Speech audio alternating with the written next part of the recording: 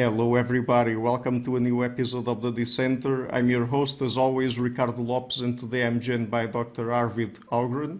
He is Wenner-Gren Fellow in the Department of Evolutionary Biology at Uppsala University. He is an evolutionary biologist studying genomic conflicts. And today we're going to talk about his new book, The Gene's Eye View of Evolution. So Dr. Ågren, welcome to the show. It's a pleasure to everyone. Thank you for having me. Really excited. Okay, so let's start perhaps with the most basic question here. What is the gene's eye view of evolution? So the gene's eye view of evolution is a framework for thinking about evolution by natural selection.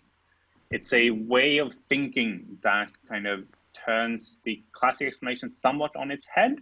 So if in its original formulation, Darwin's theory of evolution by natural selection was a theory about individual organisms that differ in how well they survive and reproduce. And if some of the differences that causes that variation is heritable, those traits will become more common over time. Now, with the emergence of population genetics in the early 20th century, it was realized that that kind of evolutionary change can be described as a change in certain genic variants or alleles, which is often why evolution textbooks often define evolution as a change in allele frequencies. Now, the gene's eye view takes that insight one step further and argues that evolutionary biologists are always better off thinking in terms of genes rather than in terms of organisms. So it takes the insight that you can describe evolution as a change in allele frequencies, but then kind of combines that with a form of agential thinking from the study of evolution, and often then think of genes as striving to maximize the chances of being transmitted to the next generation. And this is often why the gene's eye view is often called selfish gene thinking, following from the book of that title by Richard Dawkins, who very much introduced this way of thinking to a larger audience, that evolution is thought of as being a process that involves competing selfish gene housed in transitory organisms. Mm-hmm. So we will get into the theoretical implications of the gene's eye view of evolution, mostly concerning levels of selection and things like that. But before that, and since you also go through the history of this idea in evolutionary biology, could you tell us, is there anyone we can point to that we can say was the first one to really formulate this idea? I mean, people think a lot about Richard Dawkins because of the book, but before him, was there anyone who perhaps came up with this idea first? Yeah, so Richard Dawkins and the Selfish Gene, which was published in 1976, was absolutely crucial to introducing this way of thinking to a larger audience, both to fellow professional biologists, but in particular to a wider general audience. I'd say that the other book that is of kind of equal importance in its history was published 10 years earlier by the American George Williams. It's a book called Adaptation and Natural Selection. And this is a book that, in contrast to the Selfish Gene, was aimed at professional biologists, which meant that it's been read by fewer people. But among professional biologists, or professional evolutionary biologists in particular, it's had a kind of profound influence on the field. And here, I would argue, is the first time someone is clearly introducing what is now known as the gene's eye view of evolution. With those two books, then you can point to other names earlier on, whether kind of writings by Bill Hamilton, also by Ronald Fisher, who introduces many of the key concepts, but it was Williams and Dawkins that kind of synthesized that and really introduced it in a kind of cohesive, comprehensive way for the first time. Mm-hmm. And the sort of phrase, the selfish gene, doesn't it imply in any way any sort of anthropomorphization or not? In a way, yes. Of course, genes can't be selfish in the way that we say that a human can, or even that another kind of an animal can be, and the way we can talk about it in a formal evolutionary way. Selfish is used in a way to mean that you should expect genes to behave as if, and this is kind of the key phrase, that as if that they are trying to maximize the representation in the next generation. Now, why that can be confusing is that often the best way for a gene to do that is to cooperate with other genes in the genome. And most genes and most traits in most organisms are the product of the kind of orchestrated effort of multiple genes acting in concert. But by this way of thinking, each gene is doing that to kind of in their own self-interest. And that is the way that is selfish is used here. It is a kind of anthropomorphizing in that you are using this kind of heuristic of personification. If I was a gene, what would I do? The benefit of that, I think, is that in some ways, kind of anthropomorphizing works better for genes than it does for animals, which is another part of biology where you're often accused of anthropomorphizing, just because DNA so clearly are not selfish or happy or any other sort of kind of human trait, but instead it kind of becomes clear that it is a way to help our thinking that can then be used to generate hypotheses that can then be expressed in a more formal way. Mm-hmm. So tell us about this way of thinking about things, or this approach that comes associated with the gene's eye view of evolution, that is the so-called replicator-vehicle approach, because that perhaps also puts into perspective how we should think about organisms or individuals, and then perhaps we can get into the levels of selection question. Yeah, so the replicator vehicle distinction is probably the most fundamental concept that's introduced by the gene-side view of evolution. And it's a way that argues that evolution involves two separate complementary entities. The first are what is known as replicators. So these are the entities of which copies are made. In practice, this usually means genes, though it's also kind of crucial to concepts like memes and so on, which we could get into. But the replicators are which copies are made and what is being passed on from one generation to the next. This is contrasted then with vehicles, which are the entities that actually interact with the environment, or and which houses the replicators. Now, the crucial difference between them is that vehicles are present in one generation, and that's it. They are kind of a unique combination of the genes that it carries and the environment in which it lives and their interaction, whereas the replicators are kind of conceived to be these immortal entities passed on from one generation to the next. And this leads them to one of the kind of fundamental claims of the gene-side view, and that is that genes are the ultimate beneficiary of natural selection, because they and they alone are what is being passed on from parent to offspring, which is a kind of a criteria not fulfilled by other entities. Mm-hmm.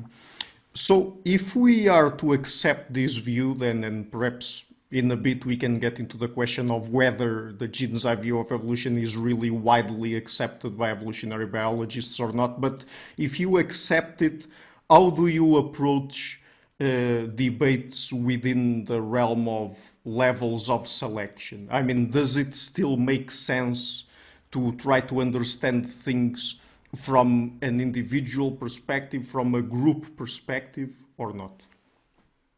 Yeah, I mean, the gene-eye view has been immersed in the broader levels of selection debate since its conception. We mentioned George Williams' Adaptation and Natural Selection just a moment ago, and the subtitle of that book was A Critique of Some Contemporary Evolutionary Thought. And the contemporary evolutionary thought that he had in mind was the kind of sloppy use of adaptation that he thought that many people in biology engaged in. And in particularly, he took aim at these kind of what is known as naive group selection, arguments that a lot of behavior that animals engage in are for the good of the group or for the good of the species even. And he argued that this is often an explanation that is invoked without actually carefully articulating hypotheses about how this would actually evolve, or without any empirical foundations. And he argued that instead of thinking in terms of groups, you're often better off thinking in terms of genes. Now, the gene's view then has often argued that thinking in terms of genes is better than thinking in terms of individuals or in terms of groups. And sometimes this has been set up as a kind of straightforward empirical hypothesis of the two alternatives. Sometimes, however, proponents of the gene's view has presented this rather not as a process, but as a perspective, that a gene's view is kind of a complementary perspective to thinking in terms of, say, individual level selection. And a good example of this is the relationship between the gene's view and inclusive fitness, where often the two has been presented as just kind of two ways of articulating the same point, that a gene acts as if trying to maximize its own transmission, whereas an individual is expected to behave as if trying to maximize its inclusive fitness. And Dawkins famously, in the extended phenotype, likened this to the two ways of looking at the famous Necker cube illusion, where you see a 3D cube drawn on a paper, and you can kind of see from two perspectives. That, he argued, is kind of the gene's view's relationship with inclusive fitness. And since you're mentioning inclusive fitness theory, I mean, because it is based on genetic relatedness, I mean, people who think about things from that approach, are they focusing on genes or individuals in that case? Yeah, so I mean, inclusive fitness is a property of the individual organism. It's the organism who has an inclusive fitness, and it's the individual organism that is in full control of trying to maximize its inclusive fitness. It has historically a strong association with a gene-side view, partly because of kind of the work done by Richard Dawkins.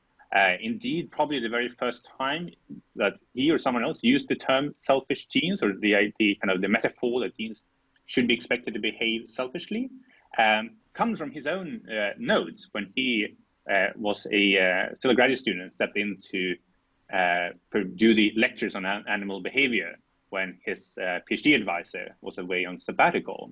And he was going to introduce the concept of inclusive fitness to his students. And to do that, he kind of came up with this way, or kind of a gene-side way of thinking about the process. Now, inclusive fitness is often thought about in conjunction with kin selection, the process by which you take into account the social relationship between individuals, and the idea that a lot of costly social behaviors can evolve if they are primarily directed towards kin or to genetic relatives. And I would say ultimately, I think inclusive fitness is an individual level process, and in gene's view, in many ways, tries to make us move away from thinking in terms of individual organisms. So though the two concepts, the gene's view and inclusive fitness, are intimately linked, both historically and how they came to be, they can sometimes come into tension. And there are, in the book, I introduced some of these kind of classic complaints from proponents of the gene's view that Bill Hamilton in particular, who is the father of the inclusive fitness concept, did not really kind of complete his own revolution and really abandon the individual organism as the central unit of explanation and fully commit to a gene-side view. Mm-hmm.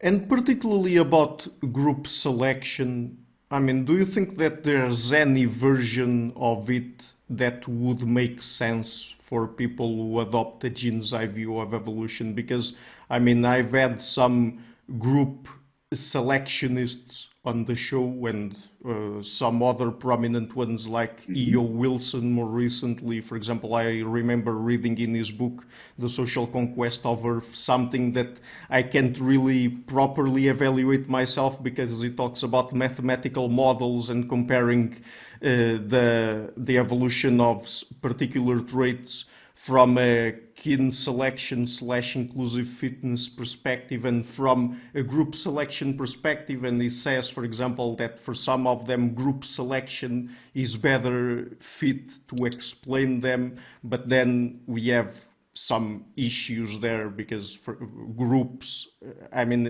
it's hard to define a group and they are not exactly contained in terms of their genetics and stuff like that. So, I mean, what is your perspective on it? Yeah, I mean, group selection occupies an almost uniquely contentious position within the history of evolutionary theory, particularly during the last half century or so. And the genes view very much has been at the heart of many of those debates. First of all, of course, it grew out of a rejection of a certain kind of group selection models, those that were very popular in the 1960s and around there. So the first thing to note is that the group selection models we're talking about today are really quite different from the ones that were criticized by Williams and Dawkins when their first books came out, and that the kind of modern form of group selection is a much more sophisticated kinds of models, and models that I think have served a proper role in evolutionary biology. The second of all point is about the replicator-vehicle distinction, that the replicator-vehicle distinction you can use to argue that a gene side view in principle is compatible with both individual level and group level selection, because the replicators in all instances is the gene, whereas the vehicle in principle could be the individual or it can be the group. Or in things like cancer, the vehicle would be the individual cell. But in all those cases, they can also be approached by that the gene is the replicator and the gene is the ultimate beneficiary of it. So in that way, the gene side view is somewhat tangential to the classic group selection question. Lastly, then, one kind of major result of the debate over inclusive fitness and group selection during the past 15 to 20 years of the most recently of the debate is that in many cases you can come up with the same prediction whether you're using a inclusive fitness or a group selection model, that they will predict the same direction of evolutionary change, but they're invoking a slightly different kind of phenomenon. And sometimes some have used that to argue that it's just a personal preference, whether you use an inclusive fitness and a group selection argument. And I'm somewhat of two minds there. On the one hand, I think that in biology, we will always have multiple ways of modeling it. We will never have one grand unified mathematical theory in the way that we can at least aspire to in parts of fundamental physics. So in that way, I think you just go ahead and use whatever you find most helpful in generating hypotheses that can be tested empirically, which at the end of the day is what truly matters in biology, is making empirical predictions and testing those.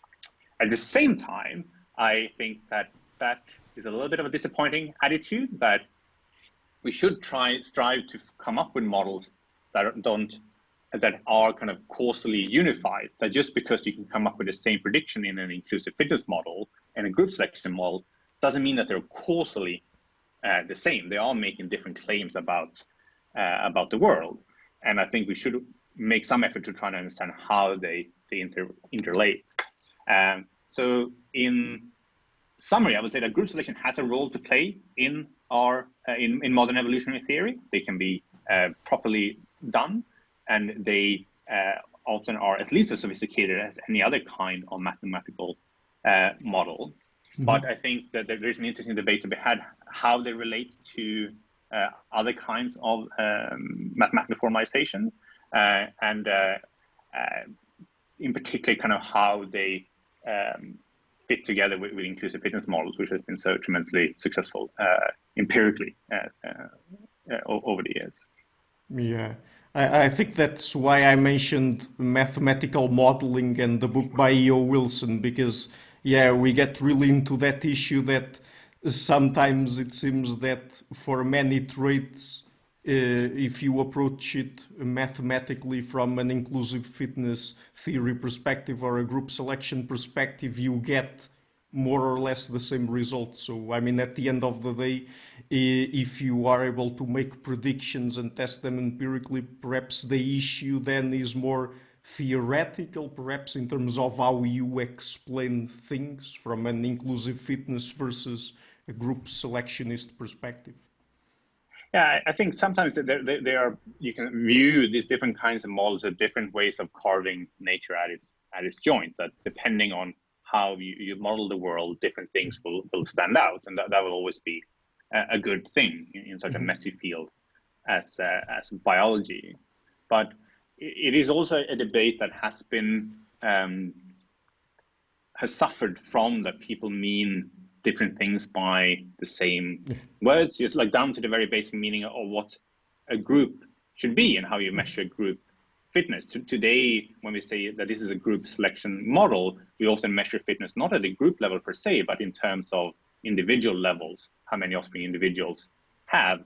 Whereas historically, there's been an argument that what ought to be called group selection is when you measure group fitness in terms of the number of daughter groups. But and this was the argument that John Maynard Smith had, and I would say, unfortunately, that is not what we mean by today. Today, that older use of measuring fitness in that way is rarely used.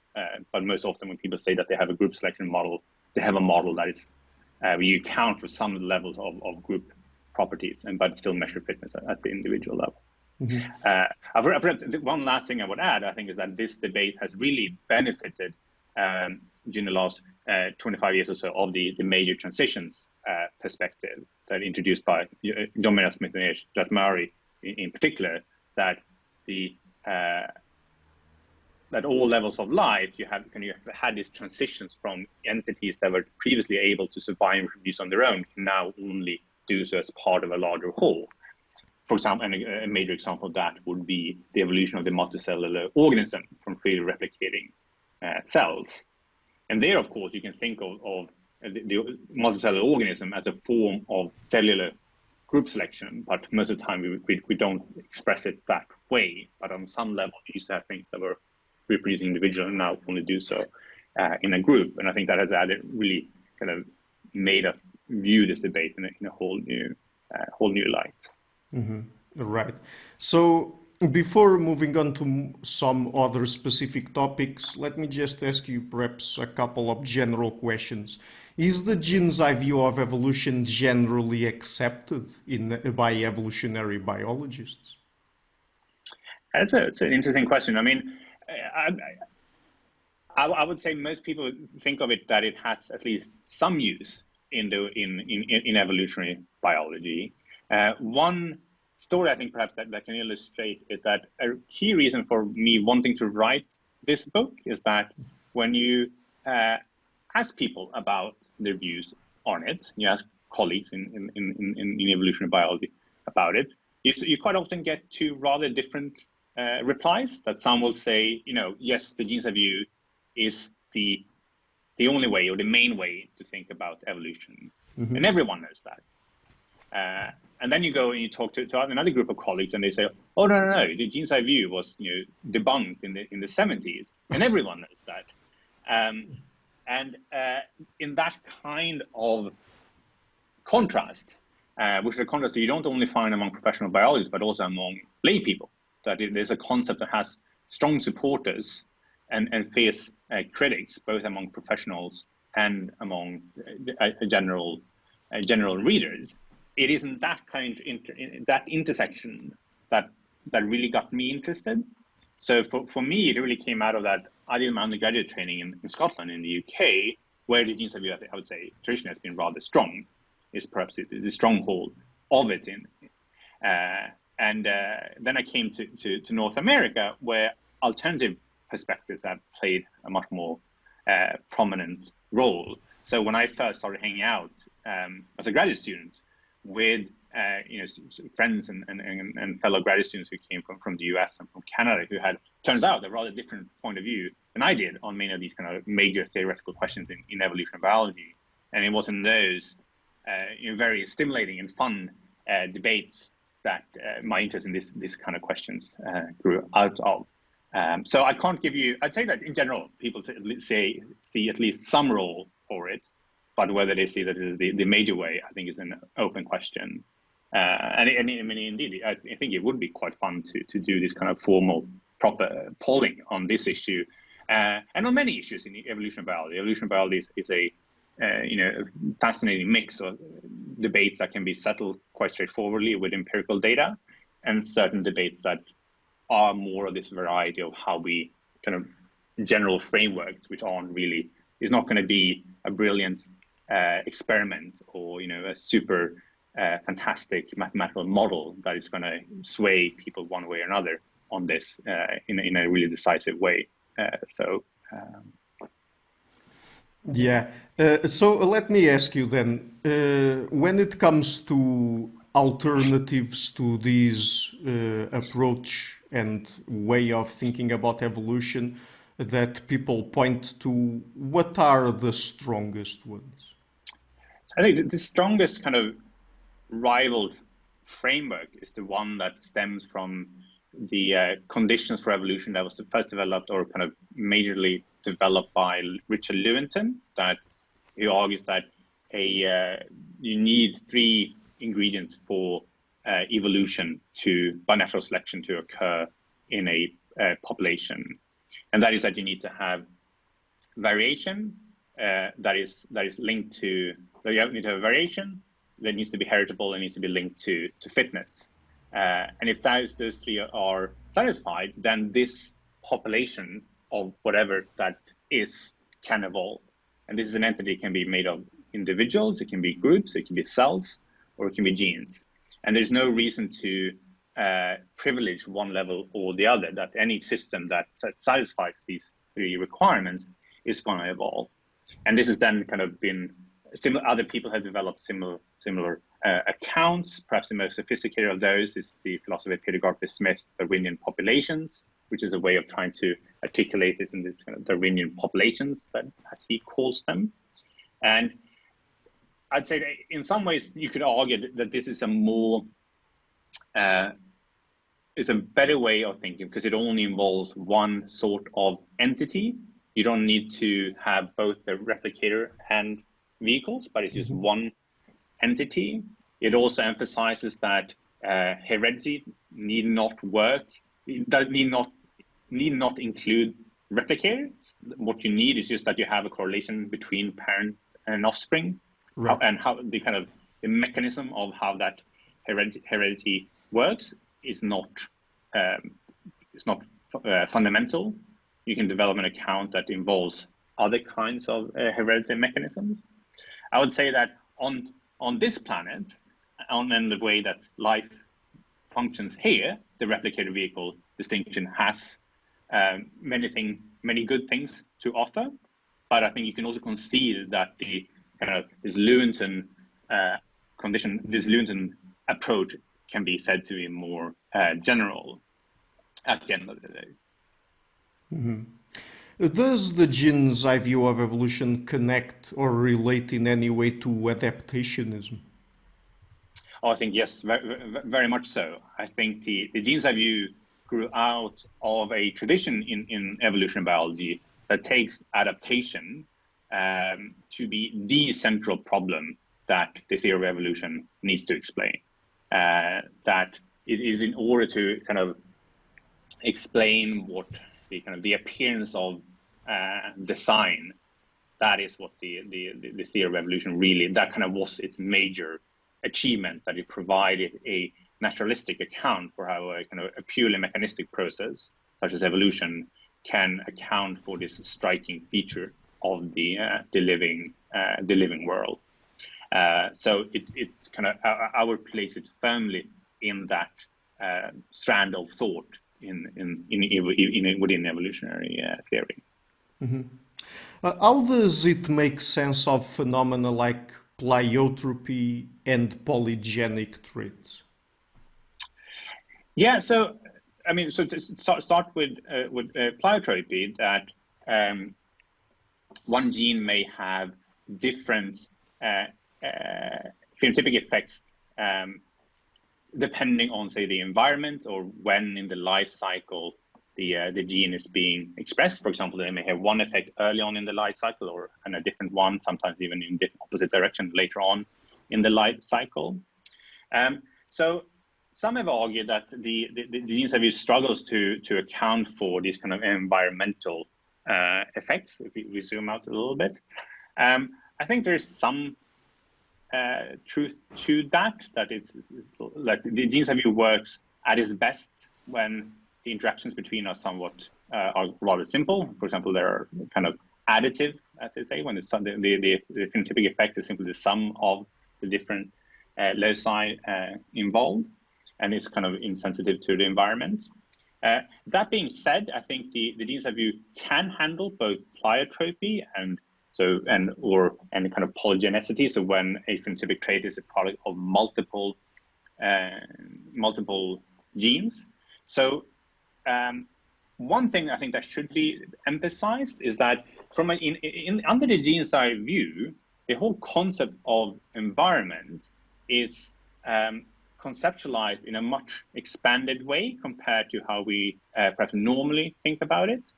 And this is a way of thinking that goes back all the way to Ronald Fisher, who showed that from an allele's point of view, what should count as the environment is not just kind of what goes outside of the organism, the temperature, the pH, or humidity, or whatever. But from an allele's point of view, it includes also the gene, the other allele that's located at the same homologous sites, the rest of the genome, and also all the other alleles that are segregating in the gene pool in which this allele finds itself. And the way that you use that then is that you're interested in kind of the average effect that this particular allele has in all possible combinations of environment. So the gene side view, I think, can be struggled sometimes with these kind of genetic complexities, but there's nothing in it that means that it can't handle those kinds of scenarios. Right. So in the book, another big topic you tackle is sexual selection. Could you perhaps give us a brief overview of how people nowadays think about sexual selection and if the gene's view of evolution played a role there? So sexual selection is the kind of selection that is involved not in how well an organism survives, but its ability to reproduce. And kind of classic examples are its ability to compete or attract mates in doing so. I think the main lesson that a gene's view can teach us is that what is good for the gene is not necessarily what is good for the organism. That a gene's view always think of that the traits that you see shouldn't be thought as being for the good of the organism, but should be for the ultimate beneficiary of the gene or genes that are underlying that. And that is a way then to kind of make sense of either really showy sexual ornamentation that, for example, males display to attract females, and it's also then a way to make sense of other traits that may be harmful to the individual itself, such as examples in social insects or kind of worker sterility and other forms of eusocial behavior. Mm-hmm. So when we talked about group selection, perhaps I should have mentioned this because one of the things that group selectivists talk a lot about when it comes to explaining how it evolved is altruism. So how can we make sense of the evolution of altruism from a gene's view perspective? So the major insight there from a gene's view is that what truly matters at the end of the day is not whether the behavior of the individual is good for the individual, but whether it's good for the gene or genes underlying that behavior. That from a gene side view, it doesn't matter if a copy of you as a gene is transmitted through the organism in which you reside, or if a copy of you is transmitted through another individual in the population, that the individual that you reside has some kind of causal influence on their ability to survive or reproduce. And here then comes linked to inclusive fitness and also then to kin selection, that it really brings home the importance of genealogical relatedness as an explanatory factor in explaining why certain lineages evolve these kind of striking forms of social behavior, where you, in the most extreme cases, have a complete separation of a reproductive and sterile castes within a population. That from a gene side view, it doesn't matter if it is the individual that you are in that reproduces, or whether it's an individual that you are related to at high enough degree that is reproducing. And here then the gene side view then becomes a very helpful way of thinking about why that relatedness becomes. Now, and then I think you should emphasize that then you can then model this insight, the importance of relatedness in this case, in various ways. You can go out focusing on genealogical relatedness, and you can model this in, for example, using inclusive fitness way. You can go out, measure to what extent relatedness is especially high in these populations in nature. But also, you can also emphasize these kind of mechanisms like green beards and things that from a gene side view, it is the relatedness between those specific loci that matters, not necessarily the gene-wide relatedness. Mm-hmm. So could you tell us, because sometimes I hear this criticism coming from people, evolutionary biologists who are not big fans of the gene's eye view perspective.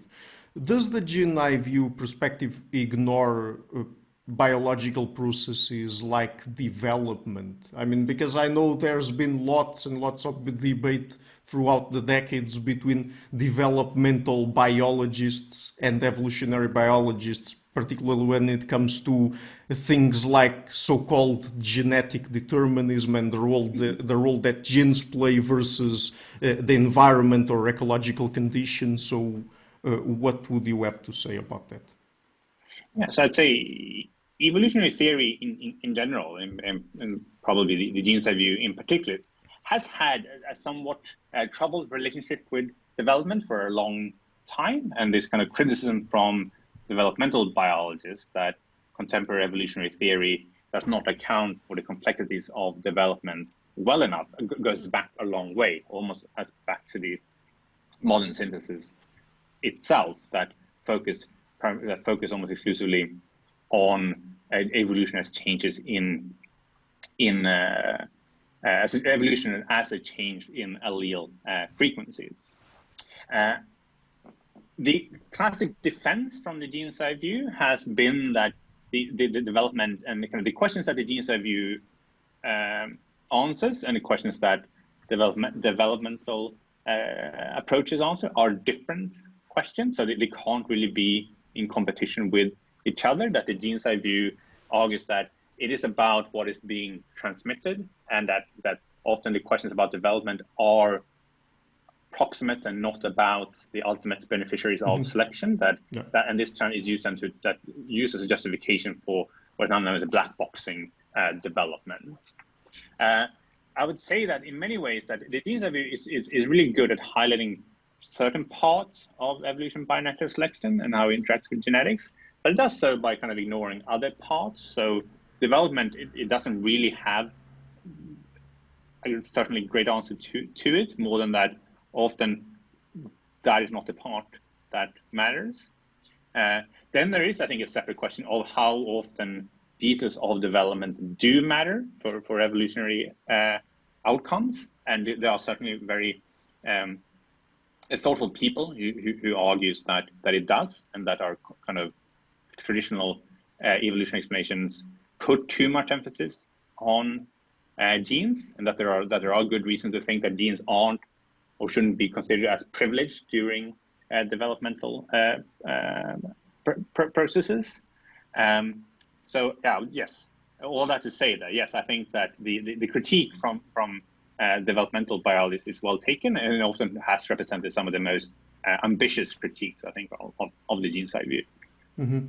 Do you think that when it comes to trying to understand proximate versus ultimate explanations for particular traits, behaviors, do you think that perhaps a theoretical perspective like the one put forth by Nico Tinbergen and these 4 questions would be helpful here?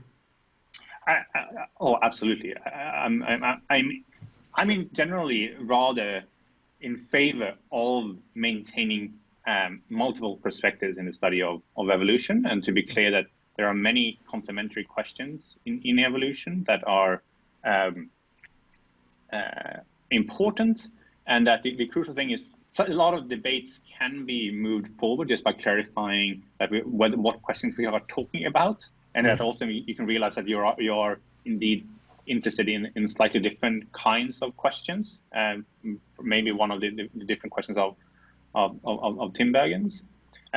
Then there is, of course, I think a kind of the related question, the more normative question of, are there certain questions that are more important than others? Like, should we spend more time thinking about the ultimate rationale, the adaptive question? Is that question more important than others? And from the gene side view, this kind of what is sometimes been known as the beneficiary question, like what is the ultimate beneficiary of natural selection, has a kind of unique, particular, and especially important role that they argue that is the most important, and only the gene satisfies that, or can be the beneficiary, and that's why genes deserve this special position in our evolutionary explanation. And I have some sympathy for that, but kind of going back to the general point that biology is messy, and we will always need multiple perspectives. But I think we should try to apply as much of them as we can.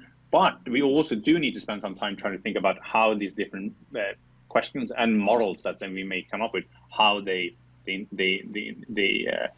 relate to each other. And here I think the intersection between inclusive fitness and inclusive selection models is a good example of that.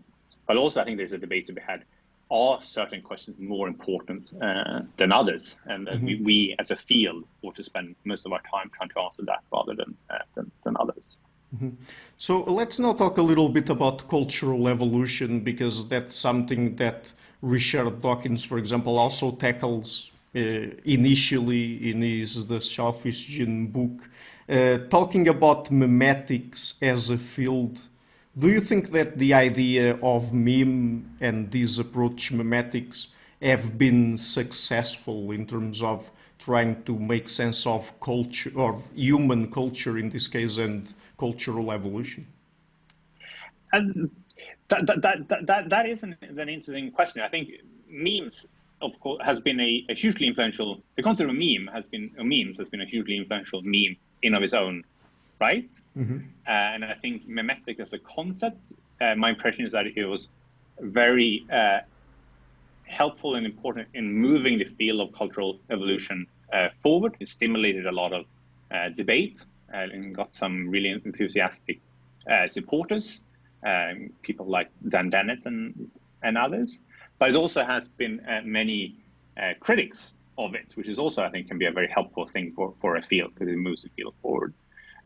Now, cultural evolution is not my area of expertise in any way, but it's my impression that when you pick up kind of an introductory textbook in cultural evolution, say take one of the reasons why by someone like Tim Levens, memetics play a rather minor role in those books. They are introduced as, here's this idea that has been contentious, and it was like it moved the field forward, but my impression is that today other approaches play a much more important role, and if anything, they seem to have more in common with this kind of Lewinson approach to articulating the general principles of evolution by natural selection than the memetics one.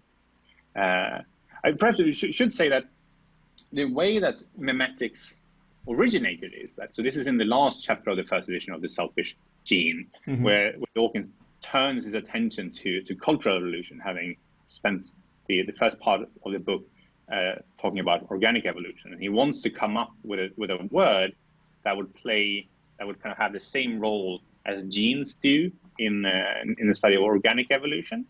And he settles then on a meme. So a meme is meant to be the kind of the cultural replicator in the way that the gene is that for organic evolution.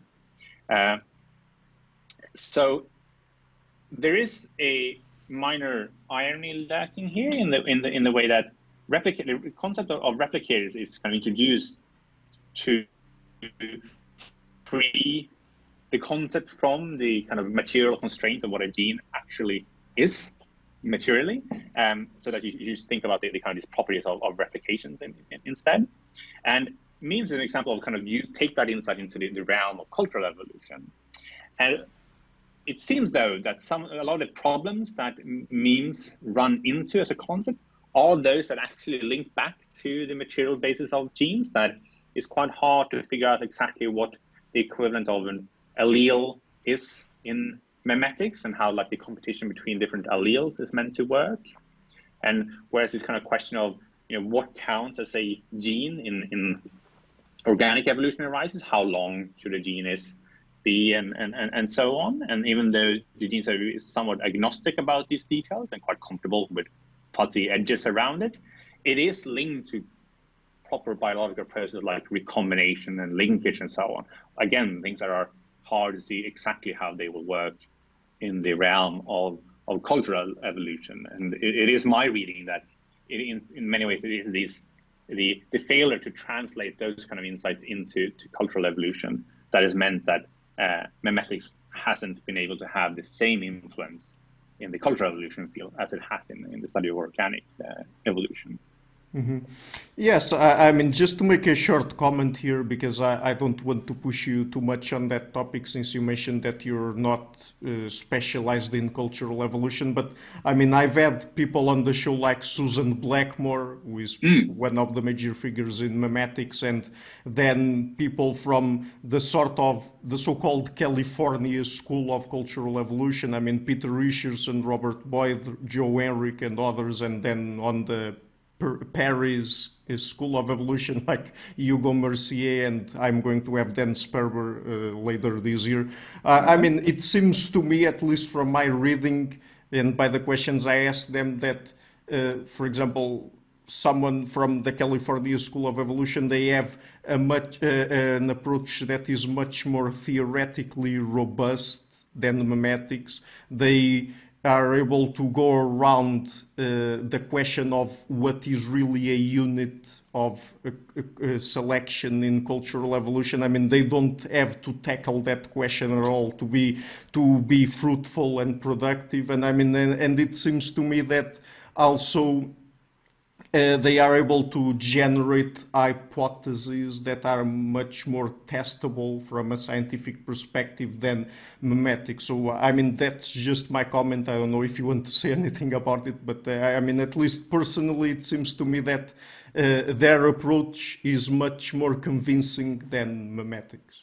Oh, well, I guess first, it seems like you really have been able to get the full range of perspectives. I think Blackmore has pushed the idea of memetics further than perhaps anyone. And I think her book on the topic, the Meme Machine, I think it's called, remains, I think, the kind of one of the most lucid articulations of this whole concept.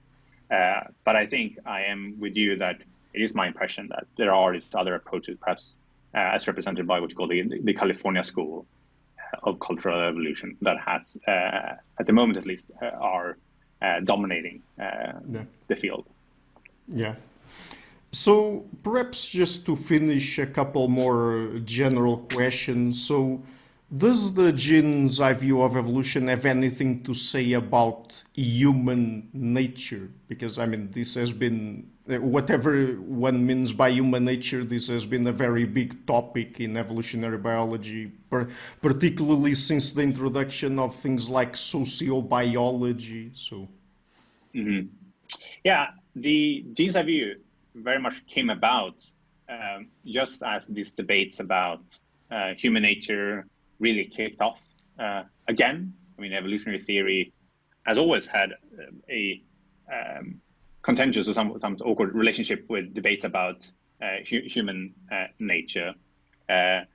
Just a year before the publication of the selfish gene, EOLs in sociobiology came out with the big debate that followed, and a lot of the arguments over the gene's view early on, at least, played out in the context of the sociobiology debate. And here I think it is worth highlighting that, like, the selfish gene and the language that we used in that book really kind of prompted those kinds of strong reactions in a way that adaptation and natural selection did not, even though it on a more perhaps technical level about the genes as the ultimate beneficiaries, even though Williams do not use the terms replicators and vehicles, those kind of ideas are latent in there, and those kind of more technical debates. That book did not prompt that kind of reaction. So one, I think, is this kind of use of selfish, and to what extent selfish genes make selfish people, and those kind of debates it certainly played right into.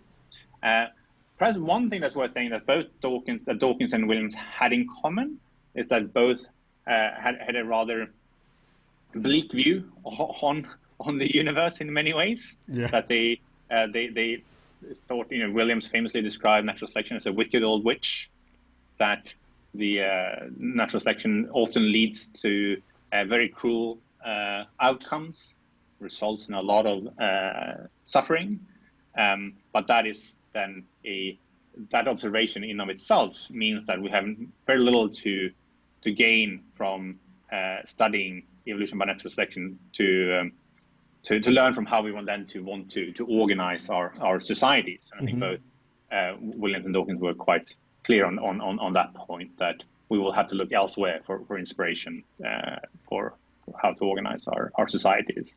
But there's also that my impression is also that both of them were not as interested in humans as others have been, that they primarily were interested in describing the evolution of other organisms, but that they in particular Dawkins then wrote about it in such a way that inevitably will land you in the middle of those kinds of debates. Yeah. So just one last question, and perhaps picking up on that part about the bleak view of the universe. I mean, this is both a scientific and philosophical question. Do you think that the gene's view of evolution has any moral implications or anything to say about the moral nature of the universe, or is that just something that perhaps people can arrive at from a philosophical perspective and not really directly from the scientific view we are talking about here? Yeah, so I do think that there is much to the argument that you can't derive an is from an ought from an is. That just because the way just because you that there's no contradiction in that we study evolution by natural selection, which can often be an awfully cruel process. That doesn't necessarily say anything about how we should be against each other. In the same way, there's no contradiction in the physician scientists both studying the properties of cancer and working day and night to eradicate it. Yeah. I think, to me, the great value of the gene's view is that despite its limitations, which there are several, it is a tremendously helpful way to think about evolution by natural selection. That is, it's a very helpful thinking tool. But if there's kind of one argument that runs through my book is that the genes I view is a helpful thinking tool, but just like with all tools, you need to understand what it was designed to do. So kind of by appreciating the history of the concept, where it came out of, what problems it takes to be the central ones that we as a discipline must be able to answer, you're able to use it to use its great strength and use it to your advantage in generating empirical hypotheses that can then be tested. Okay, great. So the book is again The Gene's Eye View of Evolution. Would you like to tell people where they can find you and your work on the internet before we go? Yeah, the main way you can find me is on Twitter, where I can be found under Arvid Ågren. You can also find more information about my work on arvidågren.com. Okay, great. I will be leaving links to that in the description box of the interview. And Dr. Ågren, thank you so much for taking the time to come on the show. It's been a real pleasure to talk to you. It's been a lot of fun. Thank you very much for the opportunity to join you. Hi guys, thank you for watching the interview until the end.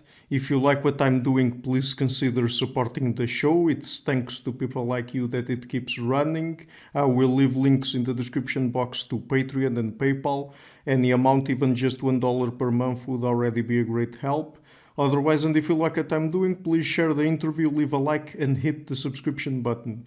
This show is brought to you by Enlights, Learning and Development Done Differently. Check their website at enlights.com.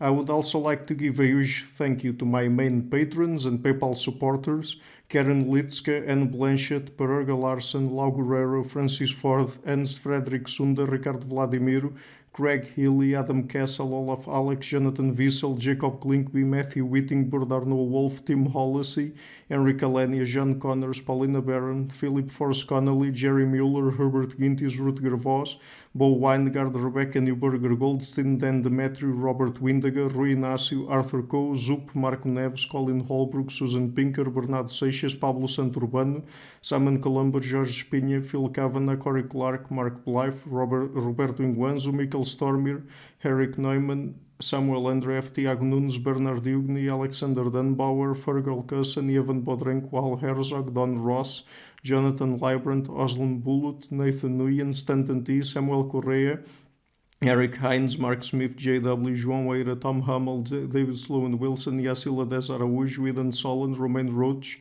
Dmitry Grigoriev, Diego Londonio Correa, Tom Roth, Yannick Punter, Adana Rusmani, Charlotte Bliss, Nicole Barbaro, Adam Hunt, Pavel Ostazewski, Nelek Bach, Catherine and Patrick Tobin, Al Ortiz, Guy Madison, Gary G. Hellman, João Linhares, Lida Cosmidi, Sam Afzal, Adrian Yegi, Nick Golden, Paulo Tolentino, João Barbosa, Jules Price, Edward Hall, Edin Bronner, Franca Bortolotti, Gabriel Pons Cortez, Ursula Litske, my producers, Izar Webb, Jim Frank, Lucas Stafinia, Keon Gilligan, Luis Caetano, Tom Vanagdam, Curtis Dixon, João Linhares, Benedict Mueller, Vega Guidi, Sardas France, and Thomas Trumbull, and my executive producers, Michel Rugieski, Rosie, James Pratt, Matthew Lavender, Sergio Quadriano, and Bogdan Kanivets. Thank you for all.